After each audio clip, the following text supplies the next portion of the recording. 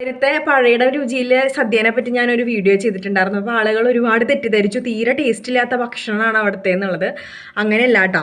സംഭവം എന്താണെന്ന് വിചാരിച്ചു കഴിഞ്ഞാൽ എനിക്ക് ഇഷ്ടപ്പെട്ടില്ല എന്നുള്ളതാണ്. കാരണം എരിവില്ലാത്ത കറികളായിരുന്നു മെജോറിറ്റി ഉണ്ടായിരുന്നത്. അപ്പോൾ എനിക്ക് ബീട്രൂട്ട് ഇഷ്ടമല്ല, അതുപോലെ തന്നെ ഓലൻ അങ്ങനത്തെ, പിന്നെ അതുപോലെ തന്നെ മധുരമുള്ള കറികൾ, പൈനാപ്പിൾ കറികൾ, അങ്ങനത്തെ കറികളൊന്നും എനിക്ക് ഇഷ്ടമല്ല.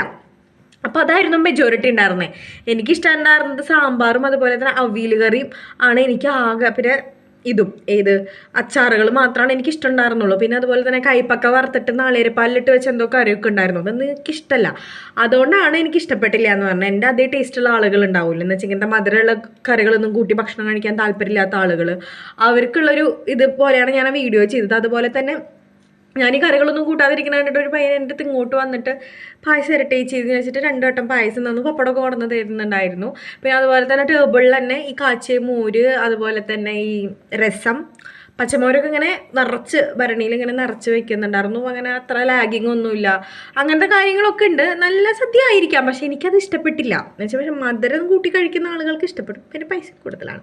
പിന്നെ പഴയുടെ രുചിയാണല്ലോ, ഭയങ്കര ബ്രാൻഡാണ്. അപ്പോൾ അതിൻ്റേതായിട്ടുള്ള കാര്യങ്ങൾ എന്തായിട്ടുള്ള ഉണ്ടാവും. തെറ്റിദ്ധരിക്കരുത്, എനിക്കിഷ്ടപ്പെട്ടില്ല. എൻ്റെ പോലെ അഭിപ്രായമുള്ള ആളുകളുണ്ടായിരിക്കും, എൻ്റെ പോലെ ടേസ്റ്റ് ബഡ്സ് ഇതുപോലെ പ്രവർത്തിക്കുന്ന ആളുകളുണ്ടായിരിക്കും.